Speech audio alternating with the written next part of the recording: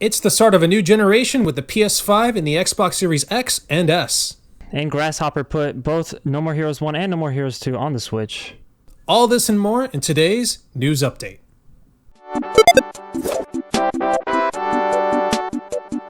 Now, as a lot of you may already know, or probably already have the consoles yourselves, the PS5 and the Xbox Series X and S, it's a mouthful, have already launched here in the States. However, it's also launched in Japan. And a lot of people have their eyes on the Japanese launch because, as a lot of us already know, the Xbox brand has had a lot of trouble gaining some sort of momentum in Japan. So, let's look at the actual launch numbers. So, according to Tech Radar, the PS5 has actually sold 118,000 units in only 4 days. That's pretty good. But now let's compare the numbers for the Xbox Series S and X. Now, they're supposedly sold out, so I find it kind of weird how they only sold 21,000 in 6 days as compared to the 4 days that the PlayStation 5 has been out. So it seems like they're still going to have a little bit of trouble getting some sort of traction in Japan. But, if it's anything to go by, it's sold out still, which I guess is still a good thing. But we're going to have to wait a little bit longer to see if Xbox actually gains any kind of traction over there in Japan. It could be that maybe they weren't expecting the turnout to be as high as for the PS4 in Japan, so maybe they just didn't ship as many units, which is why it's sold out. You mean the Xbox? Yes, the Xbox. Yes. Yeah. No, that could be it. But then again, the actual number of consoles available worldwide is still pretty low. So you might be right. They just might not have enough units to go around, or they probably just didn't ship enough units to Japan to begin with. But again, we'll have to see. Time will tell. Yeah, so wait, did they release on the same day or was it different days? Funny you ask, actually. The PS5 released November 12th, but the Xbox Series S and X released November 10th in Japan. So 2 days before, okay. That's right. So again, the PS5 has been out for less time, and it's still outsold the Xbox. But again, it might just be they don't. They keep saying that it's sold out. So again, it could just easily be that they didn't send it a whole lot of units to Japan to begin with, and they just wanted to make it look good that it was sold out. So again, time will tell. We will see how well the Xbox does in Japan as time goes on. Going off on the new consoles, by the way, let's talk about scalpers. Yeah, those friendly, doe-eyed, evil pieces of shit that buy these things, that buy the newest tech, and decide, hey, I'm going to sell it for a profit. So, as you guys probably already guessed, a lot of these scalpers have already gone online, gotten a whole bunch of these Xbox and PS5s, and put it up on eBay to sell them at a high enough profit for them. It gets pretty crazy when you start to see consoles, especially like the PS5, get close to about $2,000 on eBay. It's a little ridiculous. That's not really a surprise. Like there really was no surprise on that one because, you knew it was gonna happen. But man, that's basically what 4 times the price of the PS5. It really is. That's insane. It's a little ridiculous. You see prices like 1,800, 900. Go ahead and scroll freaking eBay. You'll see for yourselves. But scalpers are still pretty strong even after supposedly Xbox and PlayStation put a whole bunch of roadblocks ahead of them to make sure that they don't pull this off.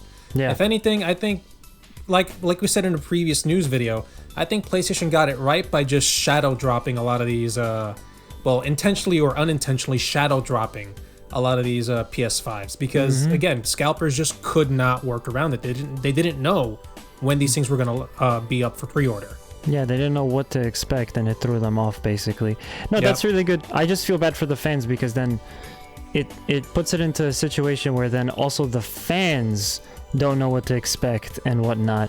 But, You see this with everything that comes out. I mean, people scalp literally everything that comes out and try to make 2, 3, 4 times the money back by reselling it. There's really not a whole lot of measures that you could put in place to deal with that. Scalpers use bots and stuff like that to, you know, basically get as many as they can, and it usually works pretty well. They've done that with events, they've done that with game consoles, they've done that with pretty much everything. It's a pain in the ass, and it's an evil we're just gonna have to live with. Yes, and hopefully nobody watching wanted to get a console but was not able to because it was sold out while some lousy scalper got it.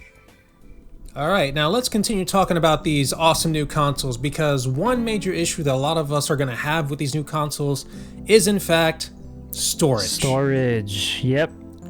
So, as a lot of you already know, both of these consoles are going to have expandable storage, with the PS5 supposedly having the fastest expandable storage using those NVMe 2.0, 4 gigabyte, God knows what it's called, drives, and Xbox has their own proprietary thing, which are expensive as hell. Then again, these new drives for the PS5 are also going to be just as expensive. Here's the problem though. The expandable storage for the Xbox Series X and S is already launched along with the console, so if you want to expand your storage, go and get it. You can do it. You're just going to have to shell out another $200. The issue with the PS5 is that Sony is not allowing us to expand our storage just yet. Oh my god. Yeah, I know, it's frustrating, and the main reason why Sony, is why? The reason why is because they have not whitelisted or greenlit any of the newer drives that have been available on the market till this day. Main reason why is because they just have not been able to test them. If we're going to use these drives, Sony wants to make sure that we have the right I/O through speeds to make sure that the speeds are correct, so that way we can play these games nice and quick, nice and snappy. We get in and out of them the way they want us to. It's still frustrating. We're just going to have to wait a little bit longer. Hopefully by the time Christmas comes around, we'll be able to put in new drives into our PS5s. But yeah, until then, we're just going to have to deal with the 667 gigs that Sony has allotted us in that internal storage. Oh my god, that's... Okay, well, for reference, what does the Xbox have? Well, for the Xbox Series X, you get a full terabyte. Okay. To my recollection. Let me actually go double check. I remember hearing about that the Sony, the PS5 is only going to have 667. It's also kind of funny because it's almost like 666, but that's almost nothing compared to what these games are going to call for. Not to mention the fact that the PS4 originally was just 500. You got 500 gigabytes built in. I don't know if they made later models with like more terabytes, which is probably what we're going to expect for the PS5 as well. But I mean, the launch PS4 had 500. You're going to tell me the launch PS5 can't do at least a terabyte? Obviously, I think what it really comes down to is that Sony had to cut corners somewhere, and that's the corner that ended up getting cut, unfortunately. No, I completely agree with you. That's probably where they had to cut it, because a lot of what's inside the PS5 is just so incredibly custom. This is a custom on the motherboard solid state drive that's on the PS5, and that's about 825 gigs in total, with a good chunk of it going to the UI. OS, yeah, the US, yeah. The UI, the OS, yeah. Yeah. That's how it always works. Yeah, because of that, we're left with 667. Again, that's just a little bit more than what we got on the base PS4. It's going to be tough. It is going to be tough. Launch PS5 owners are basically going to have to spend a lot of time re-downloading and deleting games that they don't have space for, but they're not playing right now. And that's right. As a PS4 owner, I pretty much had to do that the whole time. As a PS3 owner, I don't remember really doing that very much. I eventually upgraded my PS3 Slim and it stopped being an issue, but it really, in general, was not as much of a problem as it was on the PS4. I was hoping that with the PS5, we would not have to be uninstalling and reinstalling things constantly. Dude, trust me, I understand that whole feeling. With the PS4, I freaking filled that shit up in like maybe 3 months of having it. Again, it's also kind of Sony's fault for giving me so many goddamn deals on games, but again, it's just frustrating when you don't have enough storage. No. Now, because then you're always downloading and then uninstalling and downloading another one, and then eventually that has to get uninstalled. You got to make these decisions like, oh, do I want this more or do I want this? And it's just like, oh, I don't want to do that. Now, to circle back to the Xbox Series X, yes, you do get a terabyte with the Series X. With the Series S, though, you get much less, which sucks because it's an online-only console. You're literally stuck with just digital games. So that kind of sucks with the Series S.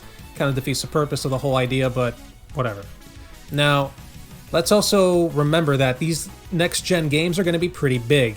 The biggest game I can find so far, which I found on Android Central, go check out that website if you like, is Call of Duty Black Ops Cold War. That game comes in at 133 gigs. Yeah, there's your... Install that game 3 times, you've basically filled up your PS5 That's 4 times. So that is freaking frustrating. If more games come out that big, you're pretty much screwed with your base PS5. You're gonna have to get some expandable storage. Yeah, I mean, again, it's like, and this is the very beginning of the era. So if already a game is taking up 130, well, then you could totally bet safely that they're just gonna get bigger and bigger. But Call of Duty will be 130. You'll have Cyberpunk will be 250 or something, and then you have almost no space left. So what are you gonna do? One thing that I'm still confused about is why the hell is the Xbox? Sorry, not the Xbox. Why the hell is Call of Duty so big? You have like 10 guns, 5 maps. What are you filling up the freaking game with? I don't get it. Quick side note: did they also not put single player in this one? I think it does. It does have single player. To my understanding, it does. However, a lot of people kind of had to with this one. Look, I'm sorry, but if you release a freaking Call of Duty game with no single player in it, you fucked up. You screwed up. I mean, you're not. Here's the thing: not everybody wants to play online. I know a lot of people ignore the single player, but for people like us, we kind of like single player experiences. We like good stories, so don't be cheap. Give us I wouldn't say you get a good story from Call of Duty, but oh no, not at all. Why not? But it's something to do. It's more to do. Jeez. But yeah, it's gonna take a while. One thing you can do on the PS5, especially if you want to play your PS4 games, is you can store them on an external hard drive. You can store the PS4 games on an external hard drive, connect that to your PS5, and play them that way. That way, the PS4 games are not taking up space inside your PS5. So that's one good thing. However, you cannot store your PS5 games on an external and then put them back in and take them out. You can do that on the Xbox Series X and S, but you can't do it on PlayStation. That's another screw up by PlayStation. They need to get their act together. Yeah, it's giving me bad vibes. It's giving me bad flashback to the PS Vita storage debacle. So, I mean, it's obviously not the same thing, but it's just irking me the wrong way. Like, you launch this console and you're not handling storage well. It's like, come on, guys. Oh. But what are you gonna do? I totally get it. I agree with you. If anything, a lot of you are probably gonna be mad at me for saying this, but I'm gonna say it anyway. I kind of feel they could have pushed back the launch of these consoles until next year. Oh, yeah. That's just me. I agree. That's just how I feel. These consoles, they look great. They seem to be working great too. But I just think they could have used a little bit more freaking TLC. I disagree that they look great, but yes, they, we definitely could have waited a year. Or at least a few extra months. They want to get that holiday season. That's kind of what you do when you release a console. You do it before the holiday season. But yeah, no, they definitely should have waited a year. And people can't go to stores to go get them and stuff, and it's only online. So I don't know. I feel like that was a bad choice in general. It sucks, and it definitely is going to push the game industry kind of forward in a sense, like business-wise, to release them now. But I feel like tech-wise, it's going to push it back to release the consoles now. Like, we could have probably had a much better time with all these issues, like with storage and whatnot. Just gave us like 12 more months. What's 12 more months for to make the next generation? No, but really, what's 12 more months to make the next generation of consoles actually like better? No, dude, trust me, I get what you mean. So here's another thing I wanted to mention. This one I found on Tech Radar. If a lot of you remember this, Microsoft bought Cinemax. Now, what that means is they also own Bethesda now. And a lot of you are probably already wondering, oh crap, does that mean Bethesda games are going to be Xbox only? Well, fret not, or maybe fret a little bit, because it seems like that's not going to be the case. So, to put it mildly, it seems more like Bethesda games are still going to be on multi-platforms, it's just you might get them on Xbox first, or you might get them better, like a better experience, or like the more finessed version on Xbox. I called it. I remember we had this on a TSG News. We were talking about this, and I was like, I think it doesn't make sense to not put it on PS5 too, because that's free money for you. They'll just do them later. Again, Bethesda previously, during the Fallout 3, as a little refresher for you guys, during the Fallout 3 game era, what they did was when they were releasing the expansions for Fallout, Mothership Zeta, Broken Steel, all that stuff, Operation Anchorage, that all came out later on the PS3. So if you had that 360 version of Fallout 3, you were able to get those when they came out. Maybe even side by side with the PC, I don't know. But if you wanted if you had the PS3 version like I did, you had to wait an additional, I think it was between like 3 to the last one may have even been like several months more. So again, as a guy that's knows a thing or two about Bethesda, I kind of saw this one coming. Yep. I actually have some more info here to maybe add to it. Clarify. To clarify. So according to CFO Tim Stewart, Bethesda games are either going to be first or better or best on Xbox Series X and PC. So he made that remark on November 12th. And yeah, he's basically saying, I'm not announcing pulling content from platforms one way or another, but I'll suspect you'll continue to see us shift towards a first or better or best approach on our platforms. That's a direct quote from Tim Stewart. I'm just gonna say right now, I don't think the best version of any upcoming Bethesda game is gonna be on Xbox. It's gonna have to be PC regardless, no matter what way you look at it. PC always trumps console, but yeah, again, that's what we were talking about before. They're gonna optimize it a little bit better on Xbox than on PS5, or just make it so that it's earlier. Yeah, so for any of you who are fans of Bethesda games and we're pretty sad that you're not going to see it on your PlayStation or maybe your Switch, don't worry, you're going to see them, just don't expect it to be the best version and don't expect it to get it day one. That's it. Alright, so I'm about to take this back to 2013, the good old days, or the somewhat good old days.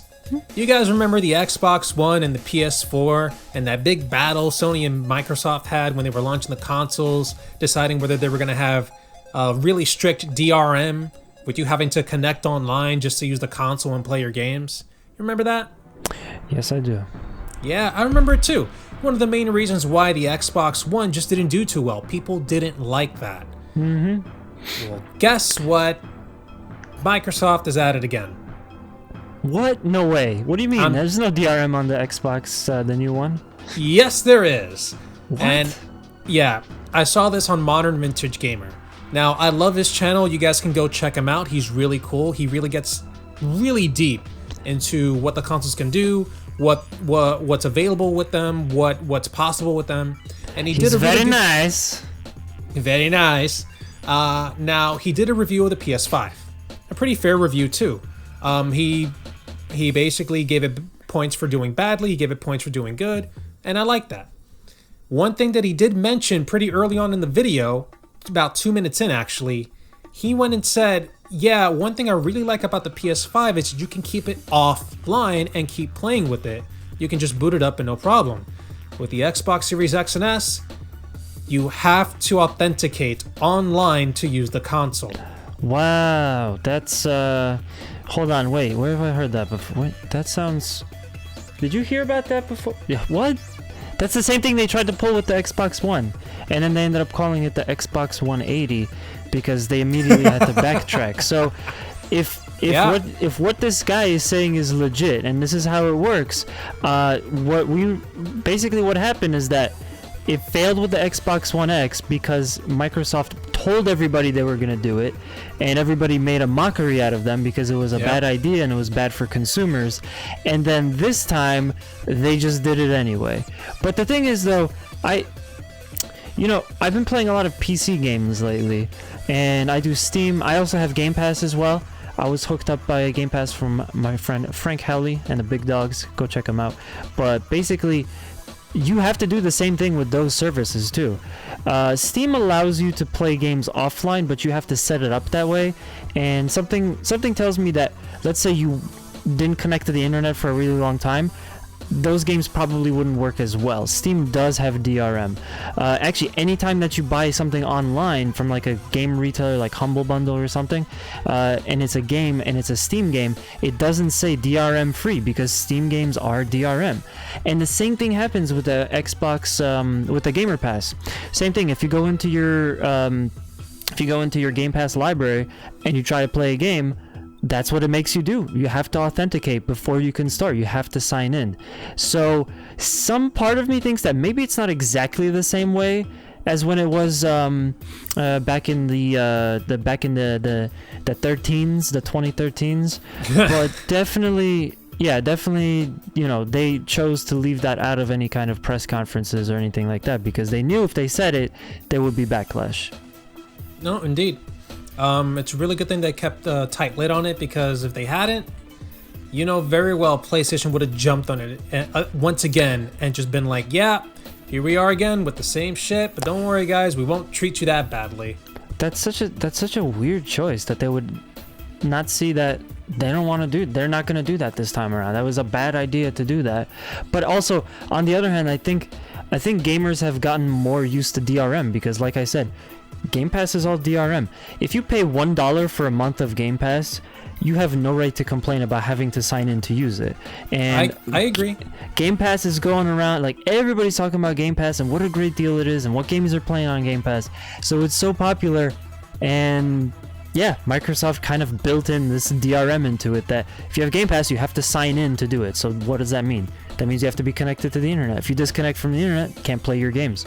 So I kind of just think that the consumer in this fight, let's say, has lost for the most part, or has been losing, because we've kind of just been, it's been snuck on us. It failed in 2013 because Bethesda, I hate Bethesda, so that's probably why I said it, but Microsoft said it. They outright came up, this is what we're going to do. You have to be online to play your games, and that was a bad idea. So this time, they don't really have to, because again, we're just used to it at this point. It's just DRM. Yeah, I agree.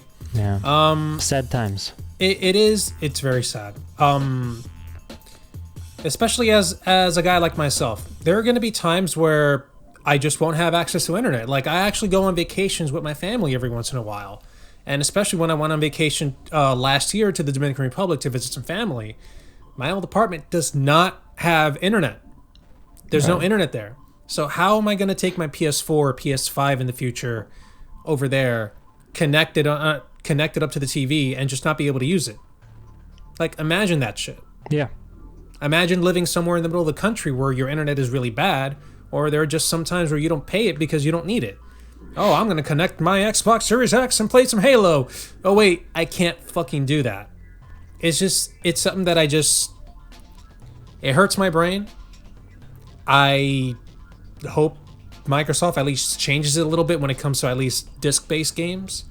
But we'll see what happens. I mean, we already know what's in it. Anybody who has an Xbox Series X is just going to have to deal with it. Alright, now I have one last thing to talk about with these new consoles, specifically the Xbox Series X. Now, Nanners, I'm pretty sure you saw this somewhere. I don't know if you got as frazzled as I did when I saw it, because I was kind of confused. I heard about it. But if you guys have seen a smoking Xbox Series X, don't fret, it's just a freaking gag. The Xbox Series X's are not bursting into flames, they're not smoking out the top.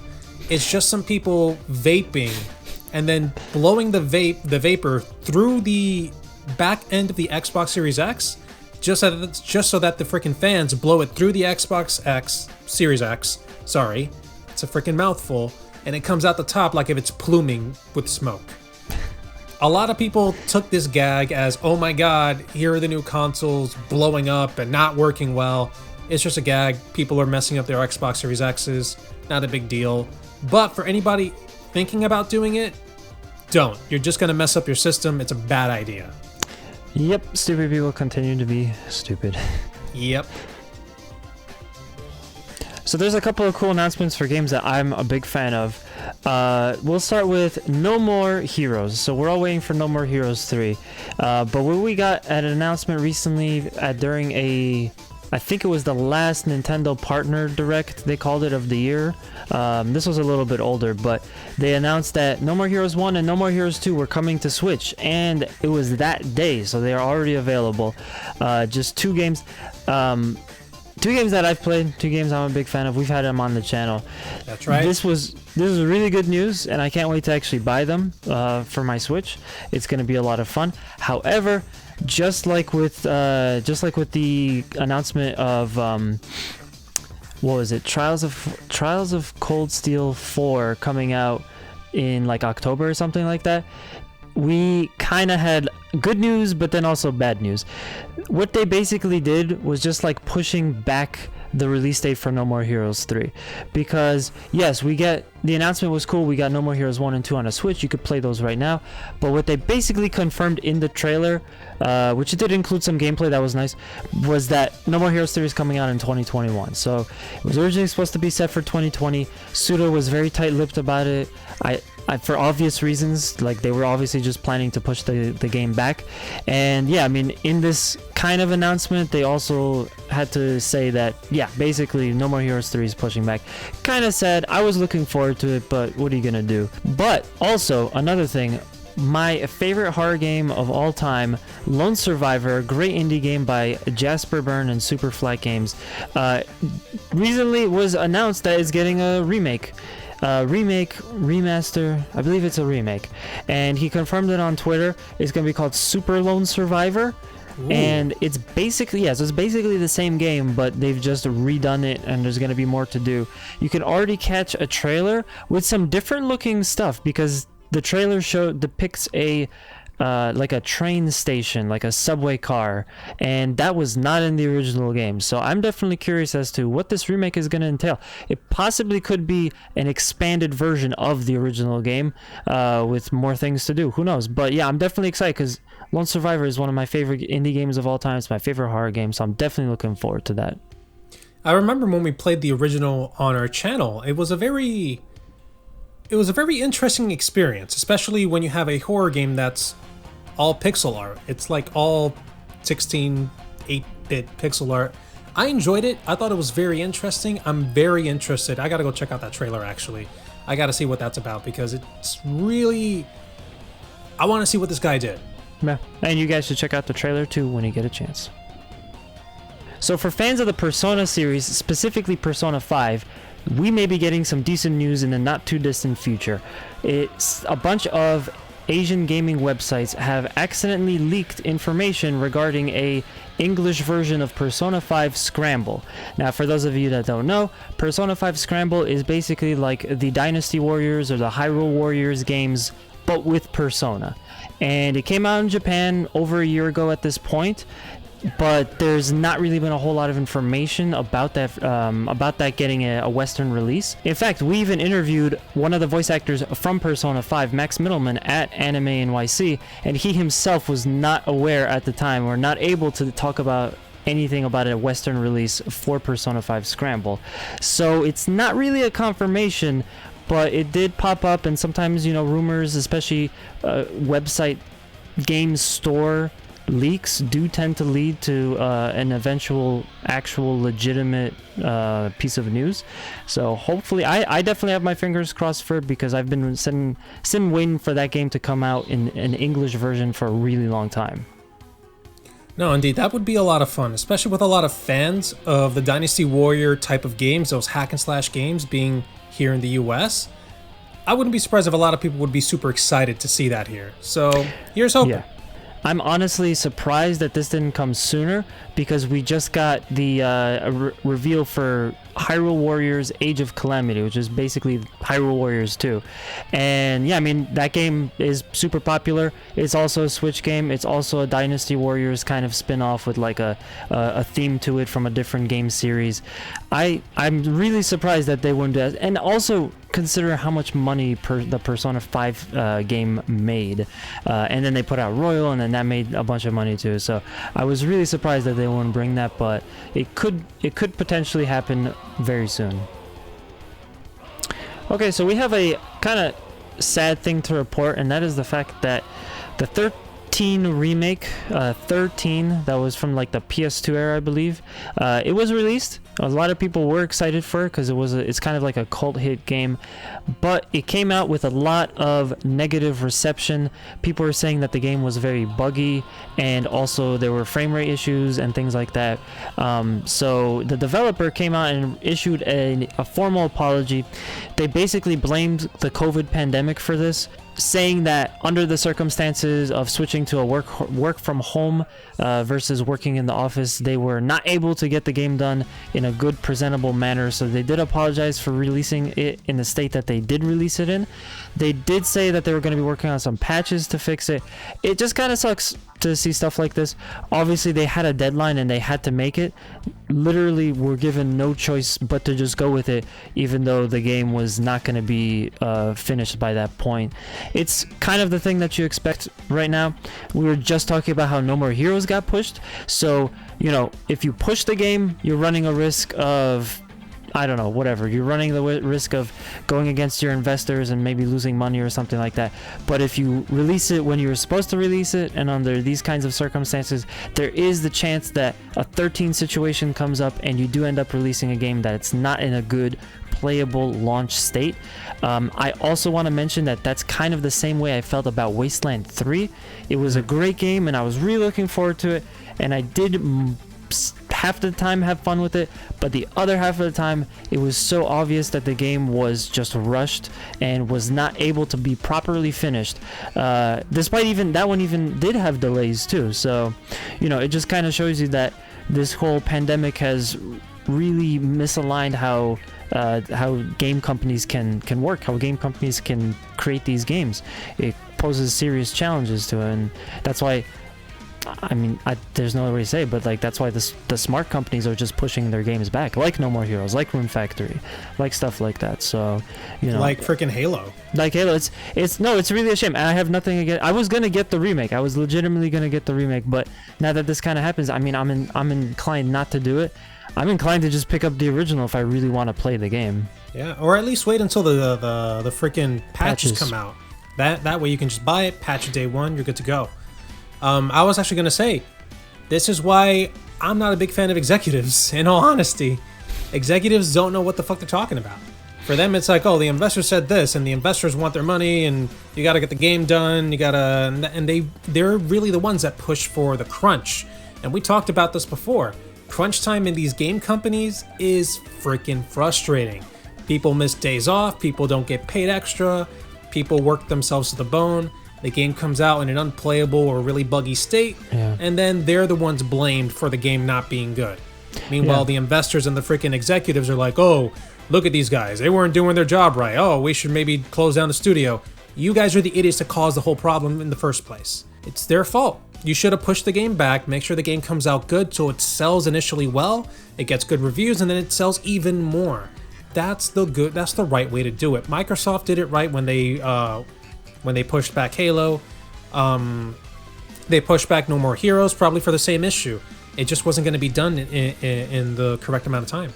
Crunch was a problem before, and now the pandemic has just really added to the problem, and it's made it so much worse, especially in video games. And I mean, hopefully, again, more of these companies I mean, Cyberpunk has been delayed a couple of times, and it recently got delayed again. That's right. To December 10th. So they pushed it back, what, like a month from what it was supposed to be coming out? About a month. And their reasoning was basically, they just want to spit shine it until it's good. And the thing is, I'm not going to blame them. Other people are furious. I mean, this was announced back in October. It's just now that we're talking about it because of everything that's going on in the world right now. We just haven't been able to do another one of these. But yeah, it's been delayed again, December 10th. just be patient, guys. If you really want to play this game, if you really want to see Keanu Reeves in a video game, just chill. Take a chill pill, play some other games. Play Sackboy. I heard Sackboy is good on the PS5. Wait for it to be good. Yeah, wait for the game to be just right. And don't start... I also would just say, don't get your hopes up that the release date is final until you hear that the game has gone gold. Once it goes gold, that means that they're starting to print it and it's basically set. It's ready to go. Until that point, they could keep pushing it. And yeah, just like Zero was saying, I mean, don't rush a game. Game development is so complicated, and if you rush it, you end up making problems. Could get a bad final product, just like what will happen with 13. As Miyamoto, the legendary game designer, has put it before, a delayed game will eventually be a good game, but a unfinished game that is launched will always be a bad game. I probably butchered that a little bit, but still the same idea. Paraphrasing. Yeah, I'm paraphrasing it. Don't launch a game in a bad state. It's always going to be remembered as a bad game. Yep. With exception to freaking No Man's Sky, they did a whole 180. They freaking put their heart and soul into that game and made it better. But again, you don't want to take that risk. It's not worth it. So I don't know if some of you guys have been able to check out some of these virtual events. There's been tons of them. There's been them all over the place. GlitchCon just happened, which was Twitch's TwitchCon, but glitch. And I just want to throw this out there because I love them so much and support them. I want you guys to go check out Virtual Magfest. It just got announced. It's going to be in January. And the cool thing, the coolest part of this whole Virtual Magfest is going to be a hard show to do virtually as opposed to the other ones, because it's not really just about selling you things or exclusives or any kind of DLC or something like that. It's a music festival, so it would be kind of difficult to really transfer it to the event.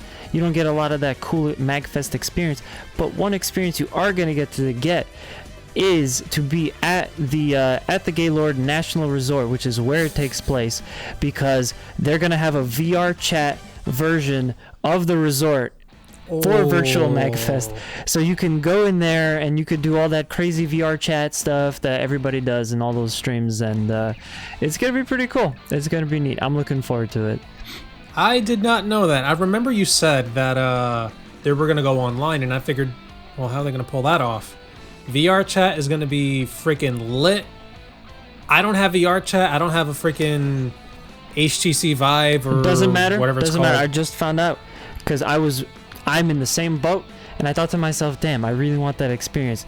I went into the Magfest Facebook group, and I pleaded with the people, if anybody's gonna be doing VR Magfest, if anybody has that set up, would you guys be willing to stream it so I could see what it's like? I just want to see it.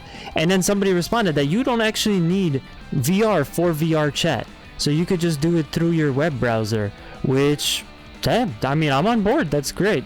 That means I can participate in it too. Yeah. Even better. That's awesome. I did not know that. It is going to be lit. Yeah, definitely go check out Magfest. To me, it's the coolest event of all time. It means so much to me. And they're going to be doing it online this year, and we can all go. We literally can all go to Magfest this year. It's a little different, but we can all go. Literally, we can all go. There's no excuse anymore. Go. I can't make up an excuse for Nanners anymore, saying, "Oh, I don't have the money." I can't. And that's going to do it for this edition of TSG News. We hope we kept you informed. What kind of topics did you enjoy from tonight? Did anything strike your fancy? What do you think about that PS5? Let us know in the comments below. Let us also know what you think about the Xbox Series X. Are you okay with DRM that they're imposing on you now? Do you want it gone? Do you want to bang down Microsoft's door and demand that they take it away? Let us know in the comments. Absolutely. And as always, don't forget to like, comment, and subscribe, and we'll see you on the next Too Stupid Gamers video. Till next time, everyone. Bye.